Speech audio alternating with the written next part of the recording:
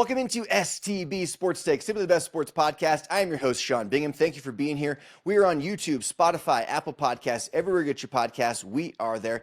Please also follow us on Instagram, TikTok, all the good stuff. Spread the love. We've got a fantastic show for you today. And joining me is my main man, Byron Terry. Byron, thank you for joining us. This is going to be a fun show. And guys, we're going to start off right away. We've got a lot of NFL talk. We've got some NBA talk. But we're going to start immediately with the Thursday night game. We've got a big divisional showdown, Rams-Niners rivalry game. Byron, I want to kick it to you right off the bat here if I can. Who do you have in this game? Why? What are you looking for? These are two teams that are playing very, very well right now to start the season.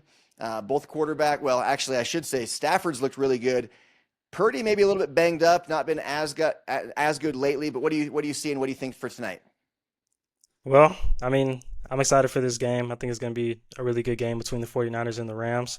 Some interesting things are the 49ers had 12 players on the injury report, including Brock Purdy and Mac Jones, but I believe Brock Purdy is out this game, and Mac Jones is actually getting the start, I believe. So that'll be something interesting to see. The Rams do look a little bit more. Purdy is officially out. Yeah, he's Ricky officially Pearsall out. out. Yeah. Wow. Yeah, the Rams are favored by 8.5. Yeah, So it makes sense. Makes sense. Vegas is telling us this one's over. Yeah, without Purdy, what do you think of Mac Jones? I don't think Mac Jones is bad. He's pretty good. I think Mac Jones plays really well in Kyle Shanahan's system. I think the 49ers should have drafted him initially when he was coming out of college, but they didn't. But they have him now, and I think he's a good backup to Brock Purdy. And I think Mac Jones has been playing pretty well this season. I know they just lost to the Jaguars, but they'll be looking to bounce back. Yeah, so both teams 3-1. Obviously, it's an NFC West showdown. You know, the winner will kind of be in control of that division. But it almost feels like, I don't know, is there a chance that the Niners could surprise or upset the Rams? Because the Rams are heavy favorites without Purdy, without Pearsall. I don't know. Is there a chance the Niners could pull this off? They're on the road. I think there's always a chance, but for some reason the 49ers always seem to be a little antsy playing in that stadium. They don't always win in that stadium as SoFi, but Yeah. if they're going to have a chance, it's going to be up to their defense to get it done. And I could be wrong, it feels like, doesn't McVay have Shanahan's number, or is it the other way around? Isn't McVay has Shanahan's number, right? I think McVay has Shanahan's number. Yeah, so I'm taking the Rams for sure in this one. If I had to pick against the spread, I don't know if the Rams would cover the full 8.5. It's tough when you have a backup quarterback coming in. That makes such a huge difference. There's truly no position in all of sports that has a greater impact on the game than quarterback does. You know, like obviously in basketball, one guy can impact the game, on both ends of the floor more than anything in any other sport. But quarterback, it's like, look at the Bengals, for crying out loud. We'll get into that a little bit later, but like with Joe Burrow, people are like, well, they could make a run in the playoffs without him. They're like, geez, can they win a game? So kind of crazy. But again, Mac Jones has tons of starting experience. I am going to take the Rams in this one. Sounds like you are as well. One thing I wanted to ask you about Christian McCaffrey, he's obviously been a little bit injury prone throughout his career. Not so much with the Niners, a little bit last year. And then he starts off this season where they weren't playing him at all. And who knows what was going on. They held him out in training camp and they did preseason and all this stuff. Are you worried at all about the Niners? I know they started 3-0. They did just lose, like you said, to the Jags, but do the Niners, I predicted, before you and I even met, for those watching or listening, he and I just met a few days ago, but before you and I even met, I had picked the Niners to win this division. But now with Purdy having injury issues and then McCaffrey, you never know what's going to happen. I don't know. I'm kind of up in the air. We'll have to see how they bounce back from the injuries, but do you have any concerns about McCaffrey, and who do you think is, I guess, the front runner in this division? I'm sorry to put you on the spot. I know we didn't talk about that beforehand, but I have a few concerns about Purdy. I have a few concerns about Purdy with him being out, and like you were saying, McCaffrey. I have a few concerns about him. He seems healthy, but again, you were saying he was kind of out, and they're not really playing him much. They're kind of holding out a little bit.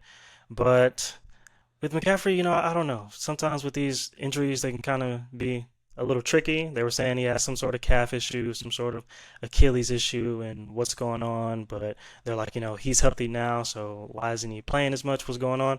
I guess they wanted to play it safe, but I am a little worried about them for sure. I'm a little worried about them. I don't think they're going to be number one in the division, at least for the next few weeks, maybe on the tail end of the season. But Yeah.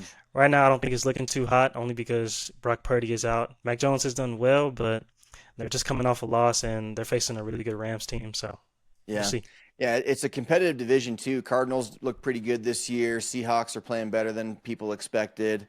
Um, but I do think these are the two best teams in the division, the Niners and the Rams. And I'm going to stick with my pick that if Purdy can come back next week and be healthy, I think that the Niners would be the front runners in this division. But they're going to probably lose tonight, and that'll put them in the kind of in the, I guess, not in the back seat, but a little bit in the back seat trying to catch up again. But they'll get another shot at the Rams later in the season. All right, we got a new segment we're going to segue to here called Sean's Surefire 5, where I tell you 5 games you can bet on, and you can take it to the bank. You can know with certainty that you're going to win the bet. So I'm in a big group pick'ems. There's like 100 and something of us throughout the country. I've actually never met most of the guys.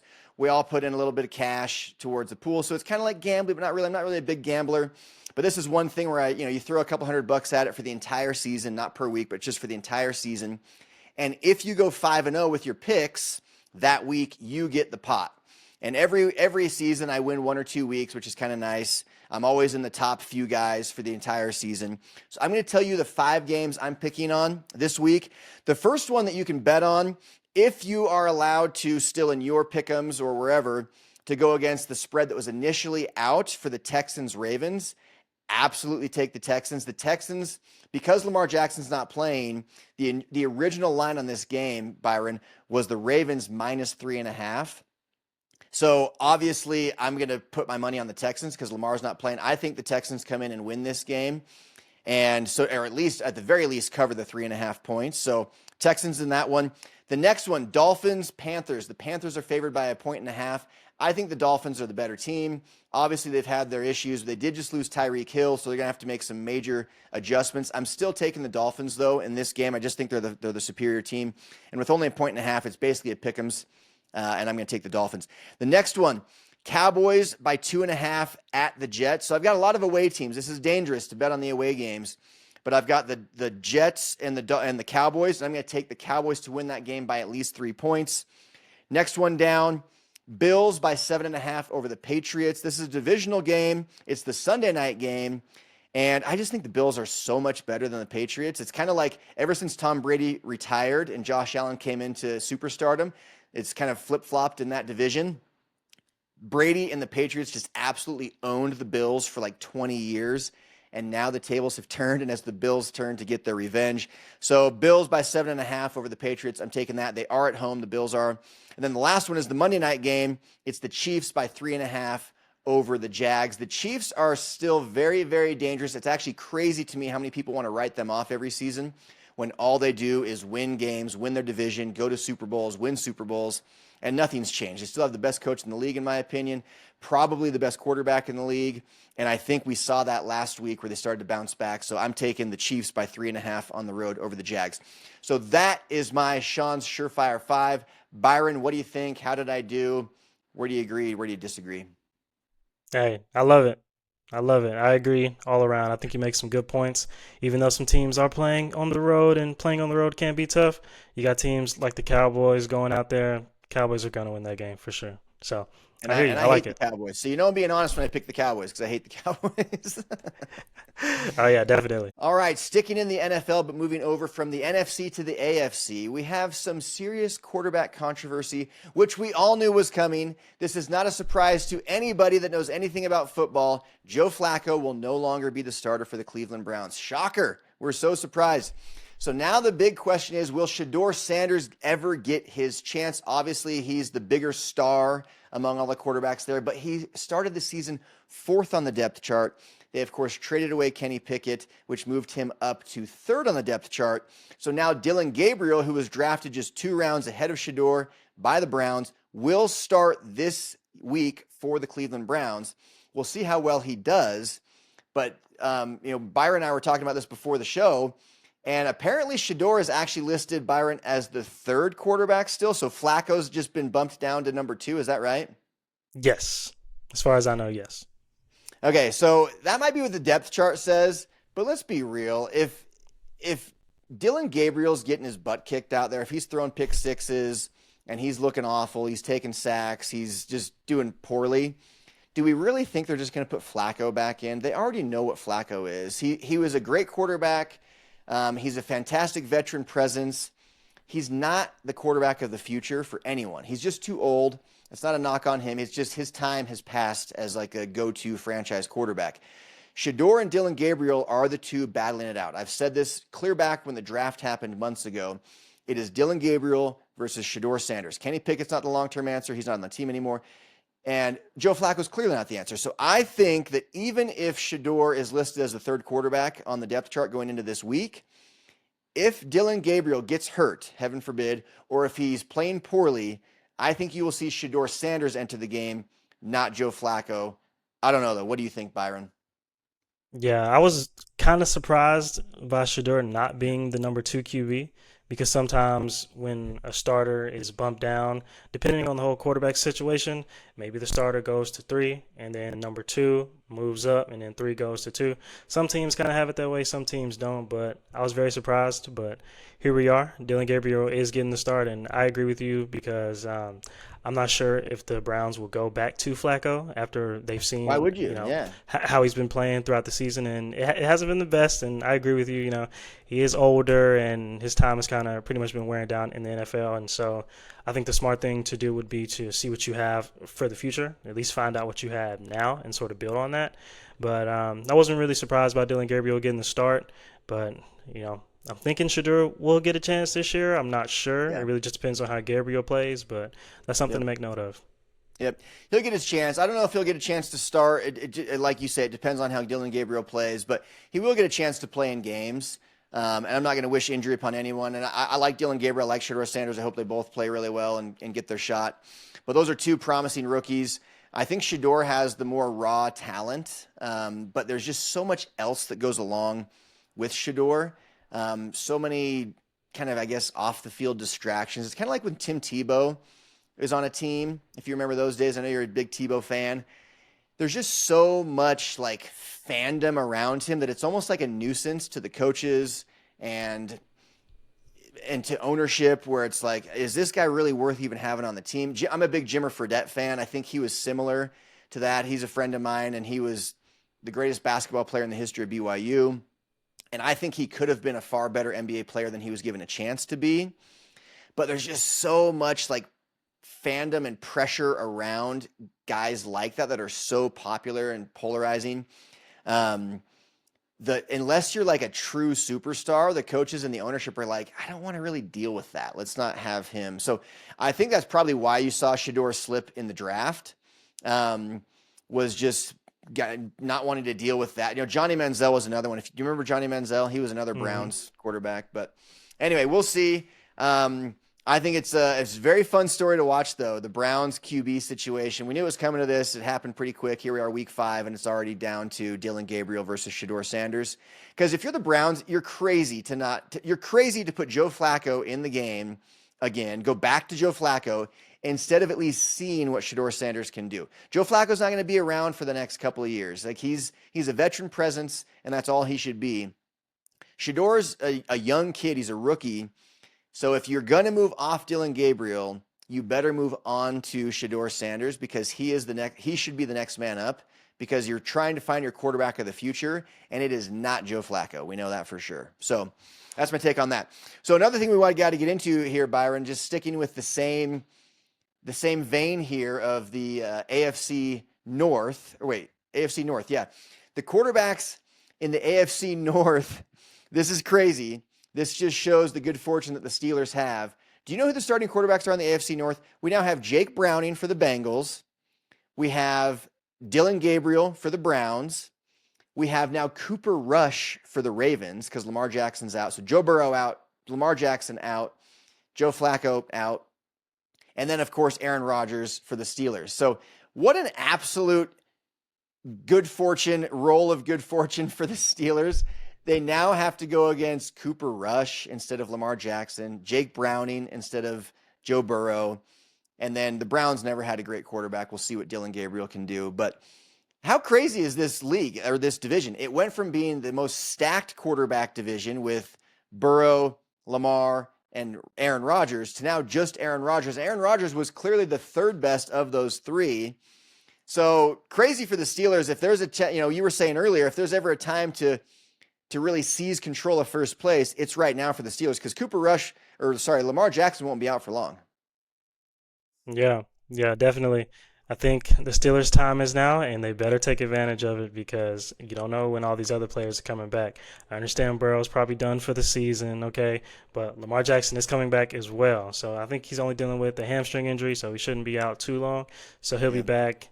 And then, as people say, the Browns are the Browns, but, I don't want to crap on the Browns or anything like that because I do like the Browns as far as how they play and a few players, but they just haven't been playing up to par. But I think they have the talent on the team. It just hasn't been up to par on to what they can be. So that'll definitely be interesting to see. But the Steelers' chance is now. The time is now, and Aaron Rodgers is going to have to put the Steelers on his back and get to it. Yeah, and he's been playing pretty well. I kind of assumed he'd play better than he had with the Jets. I did predict before the season that the Steelers would have their first losing season under Mike Tomlin. And right now it's looking like I'll be wrong, but we got a long season ahead of us, so we'll see how that goes. But part of my thought process was that he had to play Burrow twice and play Lamar Jackson twice, and that doesn't look like that's going to be the case. I do think Lamar will be back relatively soon, but I'll say this. Lamar is one of the greatest running quarterbacks the league has ever seen, if not the greatest running quarterback the league's ever seen. Do not rush him back. If you are the Baltimore Ravens, do not rush him back before he's ready because hamstrings can be lingering injuries that just never go away. And this is one of the most dangerous weapons that the football field has ever seen. Do not risk his longevity in his career for the sake of an extra game or two that you want to get out of him. So I am of the mindset with some injuries, I think let's push through it if we can. With a hamstring on a guy that's still in the thick of his prime, that needs the ability to run and scramble to be as effective as he is, do not rush him back because he's too valuable. If you lose an extra game or two, no big deal. If he comes back at full strength, you'll reel off 5 or 6, 7 wins in a row anyway. So if you're the Ravens, take it easy. Now, on the Bengals side of things, different story. Joe Burrow, in my opinion, I've said this before, to me, there's a good argument that he's the best quarterback in the NFL when he's healthy. The problem is he can't stay healthy, and it pains me because I'm a huge Joe Burrow fan. But I just look at what the Bengals do with and without him, and it's laughable how much worse they are without him. We don't even know if they can win a game without him, it looks like. I mean, obviously that's a little bit of an exaggeration, but they are infinitely better with him. If they would just beef up that offensive line, it would help. But the sad reality is Burrow seems to just be, quite frankly, more fragile than other NFL players. If it's not his turf toe, it's his knee. If it's not his knee, it's his wrist. It's like there's all these different things. It's not like one lingering injury. It just seems like he just keeps getting hurt. And the turf toe injury that just happened, I mentioned this in a post not long ago, and I had some people agreeing with me, some people in my comments saying, "Oh, you're crazy. Like it's the offensive line's fault." Well, the offensive line does suck, and they have given up a lot more sacks than they should. And he is getting hit a lot more than he should. But on the play where he got hurt with the turf toe that knocked him out for probably this entire season, maybe if they can win a few games, he comes back for the final 3 or 4 games if there's a chance to make the playoffs. But that play was like the most basic NFL play ever. Like he just got tackled. It wasn't anything crazy. It was going to happen. If it wasn't going to happen on that play, it was going to happen on the next play. It's just his body isn't holding up like it needs to. And I hate saying that. I hope that I'm wrong. I hope he comes back and reels off 5 or 6 or 7 injury-free seasons, wins an MVP, wins a Super Bowl, because that's the player he can be. But if I'm the Bengals, I'm at a point where I'm really freaking worried about the investment I've made into this guy, not because of his attitude or his talent, because both of those are top notch, but because of his availability. You know what they say, Byron, the best ability is availability, and Joe Burrow doesn't have it very much. Yeah, yeah, it hasn't been So, looking very well for Burrow as of late.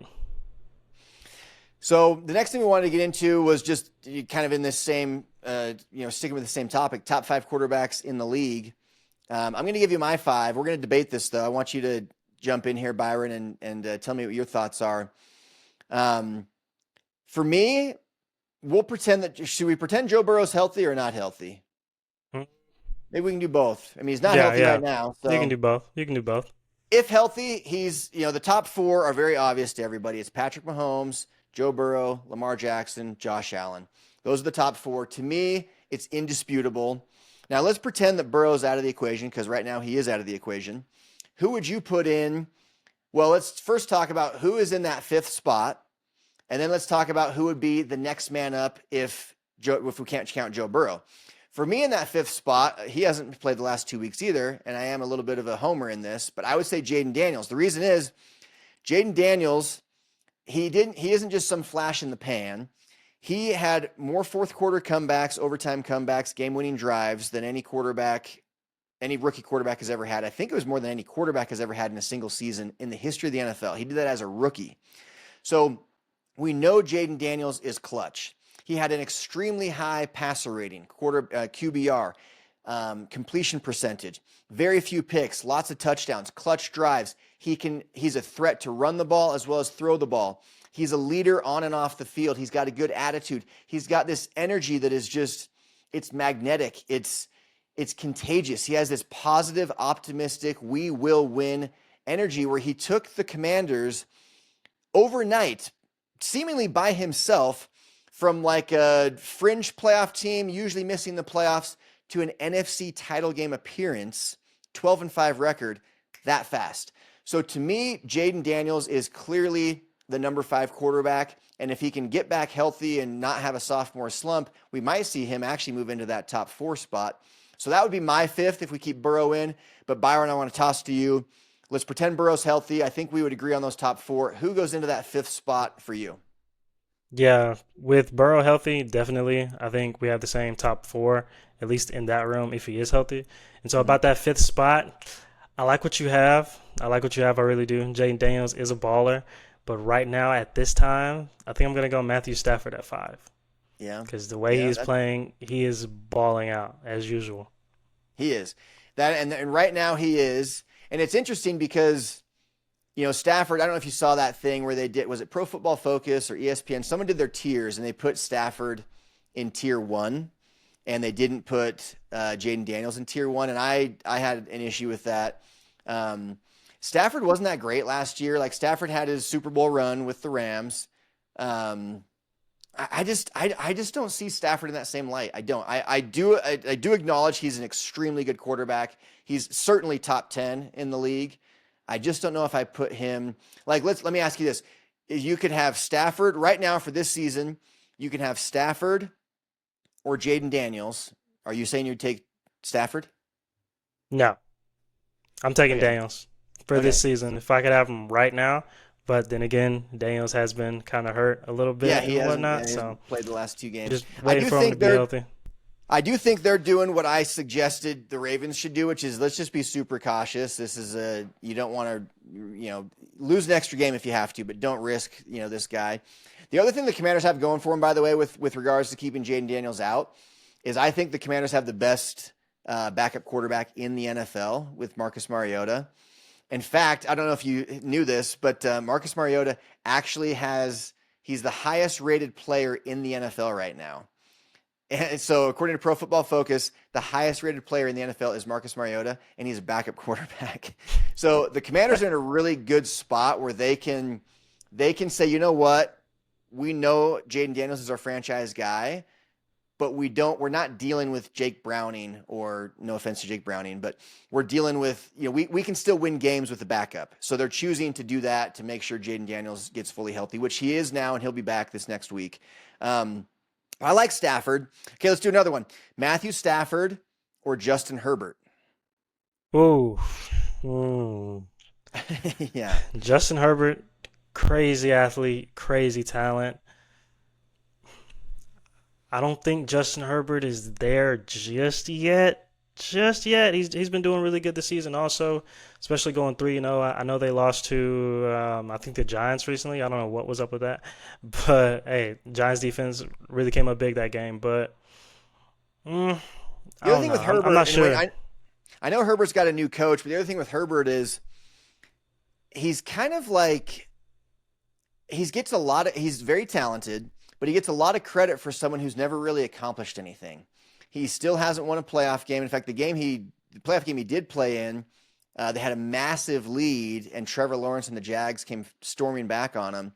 So I would take Stafford over Herbert for this season.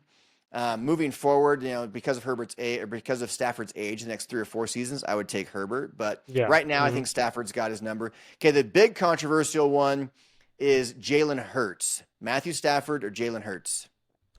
Right now, Yeah, oh, the way the Philadelphia Eagles are playing right now, I want to take Jalen, especially with them being 4-0. But some of those games, realistically, they should have lost, but they found a way to win. I feel like that yeah, Tampa game recently, if Baker had more time and kind of made some better decisions with the football, probably could have won that game. And then the Rams the Rams didn't beat them, but the Eagles beat the Rams on a crazy field goal block for a touchdown. So that was kind of surprising there too. So they really should be 2-2 right now, but but as far as quarterback play goes, I just feel like Matthew Stafford's been outplaying Jalen thus far throughout the season, but Jalen, he's undefeated right now. yeah. And he's undefeated right now and hasn't been throwing the ball a whole lot just given the Eagle system.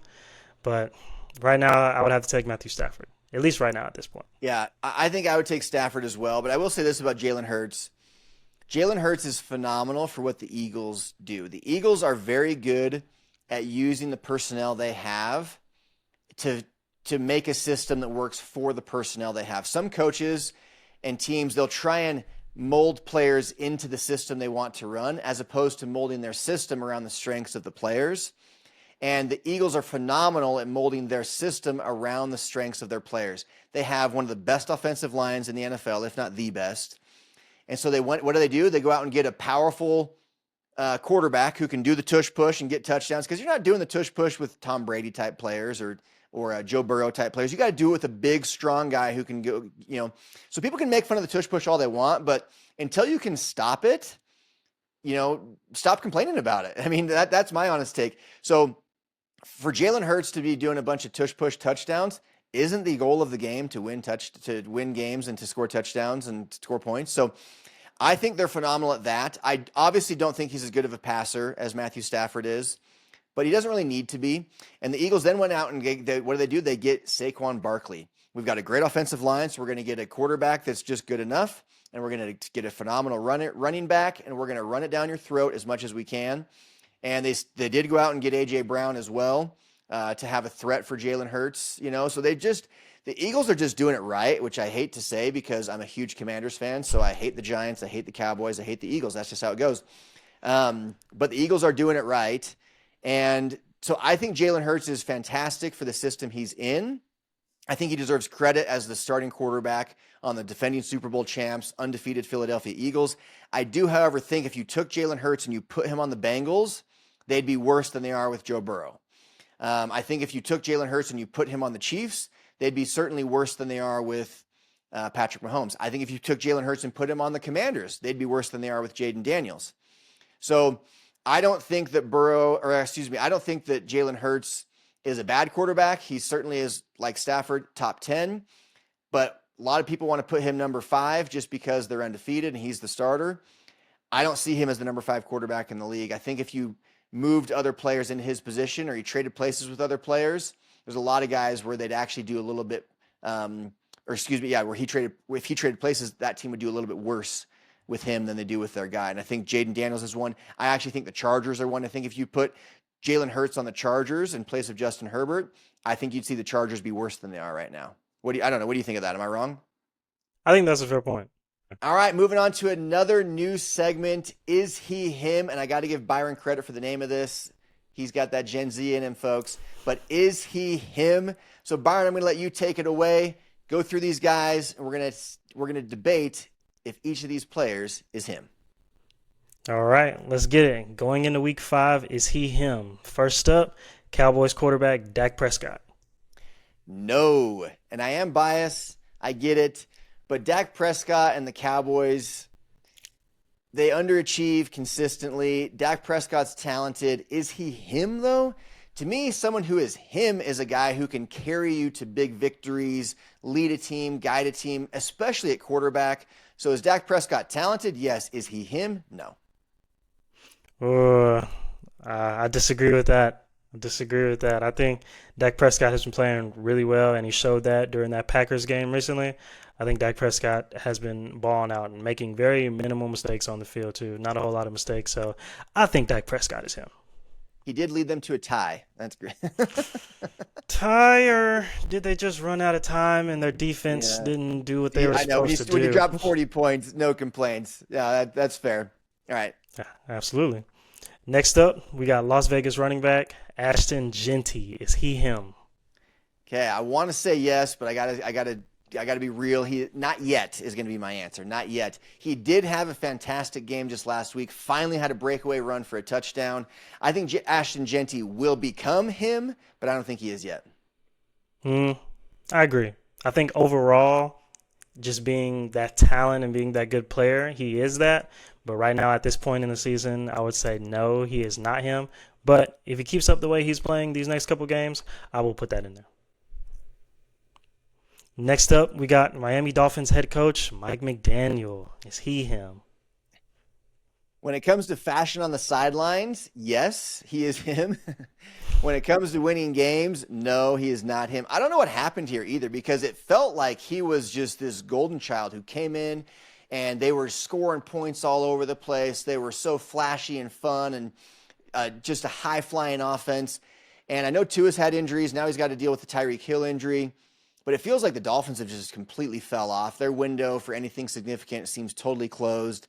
And I actually would go as far as to say that Mike McDaniel is getting close to being on the hot seat. So to me, no, he is not him. I agree. I agree. I don't think it's all Mike McDaniel's fault.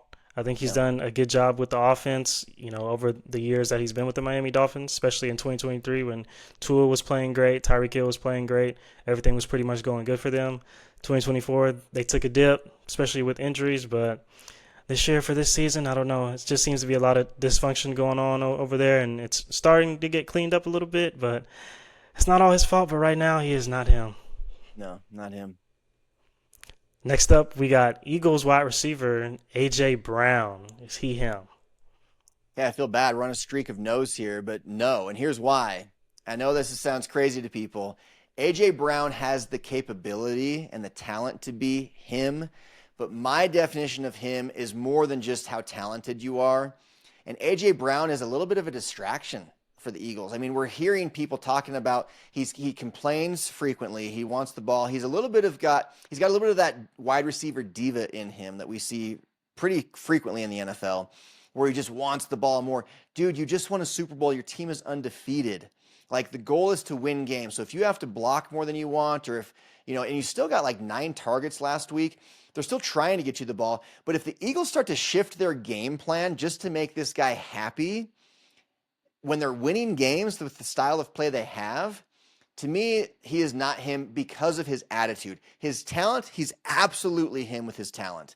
But his attitude, I'm going to have to say no, he is not him. This is a tricky one for me because I love my wideouts. I'm a receiver. I play a lot of 7-on-7, and I love playing receiver. But with AJ, it's kind of tricky. It's kind of tricky. I know he was reading the book on the sideline last year to sort of get himself in the game. And I know as a receiver, you want the ball, but I know you want to win too. But with receivers, they just want to contribute to that win. And sometimes you contribute a lot, sometimes you don't. But AJ Brown's talent says he is him, but his production say that he is not him. Not right now. Love AJ Brown. I like him as a person from what I've seen, but right now he's not. But he can be, though. They just got to give him the ball more, and, we'll see. Yeah, and I think, and don't get me wrong, I think that Eagles should look to get him more involved, even though they're winning. But I think they should look to get him more involved, not to make him happy because he's a crybaby, but because they need to be more diverse offensively. You know, the more threats you have, if they can show that Jalen Hurts can hit him down the field, that's going to make the defense be that much more honest against Saquon Barkley and other, you know, kind of shorter routes, things like that. So right now, I think that A.J. Brown is being held back a little bit by the offensive scheme and by Jalen Hurts' inability to complete longer passes. So I'm not taking away from A.J. Brown's ability. He is him in that regard, but you got to have a little bit more of a winning attitude. And right now, you're on a team that just won the Super Bowl and is 4-0 this year. I think you should just be stoked to contribute how you can to keep winning games. Yeah, I definitely get that. I get that. And, you know, with some of these receivers having these big contracts and when it's time to re up on those contracts, people will say, well, he didn't have the numbers, so should we really pay him? So I can understand the wide receiver's frustration with that. Yeah. Next up, we got Tampa Bay Buccaneers rookie wide receiver Emeka Egbuka. Is he him? Yeah, so this one's tough. I already know what your answer is going to be, but so I put him similar to Ashton Genty. He's balling out. I mean, this last game he had over 100 yards. He's got 4 touchdowns on the year in 4 games. I think he only had 1 game where he didn't score a touchdown, which I think was week 2. His first game as an NFL wide receiver, he scored 2 touchdowns. He definitely is proving to be an absolute stud and a real threat and a huge addition for that Tampa Bay team and for Baker Mayfield as a target.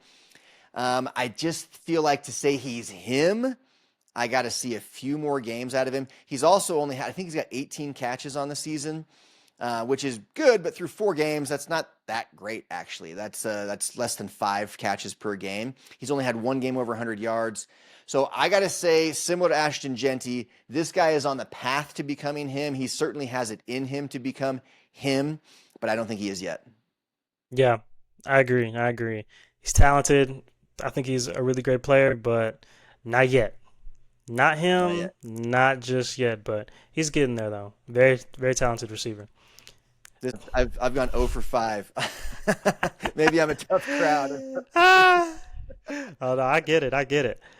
Next up, we got Washington Commanders quarterback Jaden Daniels. Is he him? Everyone's going to think I'm just being biased, but yes, Jaden Daniels is him. And the reason being, for what I said earlier in the show, he set the record for the most fourth quarter and overtime comebacks in a single season in the history of the league. He did it as a rookie. That is a guy that is him. He puts up the big numbers, but he just doesn't put them up. Have you ever heard the term empty calorie stats? It's kind of like when you go and eat a bunch of M&Ms, you get a bunch of calories in you, but you got no sustenance. There's no protein. There's no nutrients to it.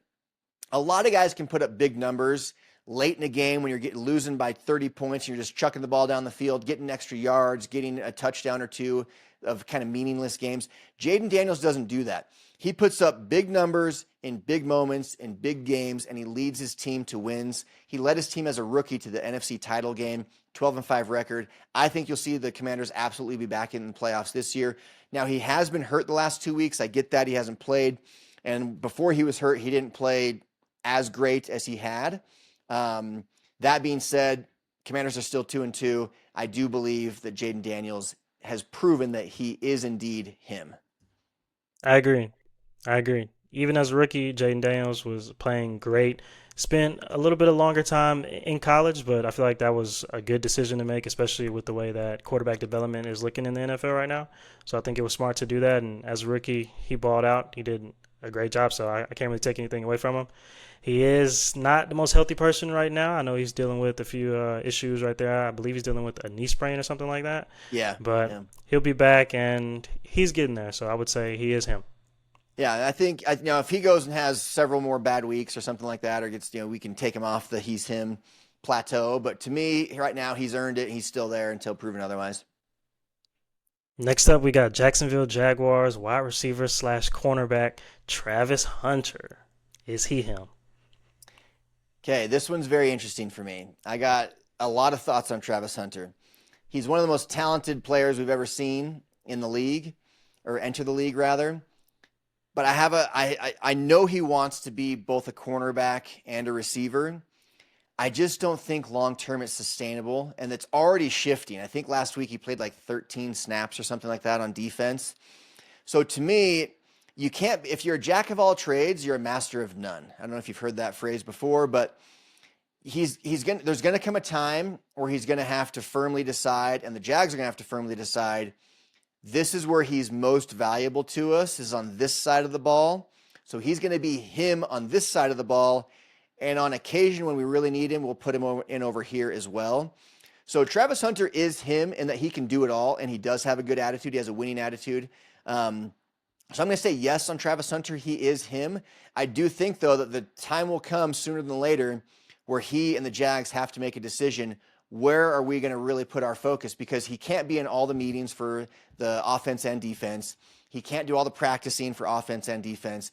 He can't have the stamina for too much longer. He's young right now, but there's going to come a time where you have to just decide to go and be a master of your domain, and that's going to have to be either as a receiver or as a cornerback. He has the ability to pick, so he is him, but I just think he's going to have to face that decision sooner than later and choose which one. Mm-hmm. I understand that definitely. And as far as is he him, I'm kind of split in the middle. I will say kind of. Only reason why I say kind of is because we haven't really seen that himness yet throughout the season. We saw it in college and everything. Amazing. Heisman Trophy, all that good stuff. Wide receiver and cornerback. But is he him right now in the league? I'm just going to split it down the middle and say kind of, only because we haven't seen so much production on either side of the ball yet. Yeah. So I'm going to leave it with kind of. But Travis Hunter is very talented, and I think the Jaguars will figure it out. More so, in my opinion, I think he's a better cornerback talent than he is receiver. But he's crazy athletic, so why not put him out there at receiver? But I'm going to go with kind of. You make an interesting point. You make an interesting point. He is a better naturally gifted cornerback than receiver. But ironically, we're seeing the shift happen already where the Jags are saying we want him at receiver. And maybe that's to help Trevor Lawrence, because Trevor Lawrence is a guy they've put a ton of money into that we feel has a ton of potential, that has shown flashes of greatness, but overall hasn't, Trevor Lawrence has not been him for most of his career, despite being a number 1 overall pick. And I think maybe the Jags are saying, you know what, let's give Travis Hunter as a go-to receiver and see what he can do there and maybe make the offense that much better. I don't know, because I agree with you. I think he's more fit to be cornerback, but it looks like the Jags are saying, no, we want him actually more at receiver. So it'd be interesting to see how that goes. For sure. But I definitely think it was basically looking at whoever picks him, that kind of decided on how it was in the draft. Like whatever team picks him, let's kind of try to see what they're going to play him as. Yeah. Wrapping up with a quick NBA thing. We just had media day for the NBA. I love the NBA. I'm excited for it to get going again. We'll be talking far more football until the Super Bowl is over than NBA, but it is fun to throw in some NBA here and there. So media day happened, and just an interesting thing. A couple things on the LeBron front. Obviously, everyone knows I'm a Jordan guy. The report came out that LeBron actually did indeed request an extension with the Lakers that the Lakers declined. Now, you could view this as dramatic. It kind of is, just because it's LeBron James, but it's 40-year-old LeBron James. And so I think the Lakers did the right thing. I just thought that was an interesting thing to note. The other thing is they're now saying that LeBron's camp is telling the Lakers that they need to be abundantly cautious, extremely cautious with LeBron. What does that even mean? He's had the entire offseason to get better. If he's not healthy, then what does that even mean to be extremely cautious with him? Is he playing? Is he not playing? So if he needs to sit out, then sit out. But there's always this back and forth with LeBron and whatever team he's on to try to seize control of the narrative and of his, I guess, I don't know, just with the team. It almost feels like there's a battle to control the team. And I don't know that I had much more to say on that, actually, other than those are just two interesting things, that they declined his extension and that they're now, that LeBron's camp is telling the Lakers to be extremely cautious. Oh, actually, one more thing. He went on Kai, how do you pronounce his last name? Kai Cenat? Cenat. He went on Kai Cenat's live stream. He went like 2 for 13. And then they did like a countdown, 5, 4, like you do when you're a little kid, to hit the buzzer beater. And just like happened to me in my driveway all the time growing up, LeBron missed several in a row, and they just had to eventually just give up. But so in that moment on the live stream, LeBron was not him. All right, that's all the time we have for today. Thank you for being here. Again, we're on Spotify, YouTube, Apple Podcasts. Follow us on TikTok. Follow us on Instagram, STB Sports Take. We are out. Peace.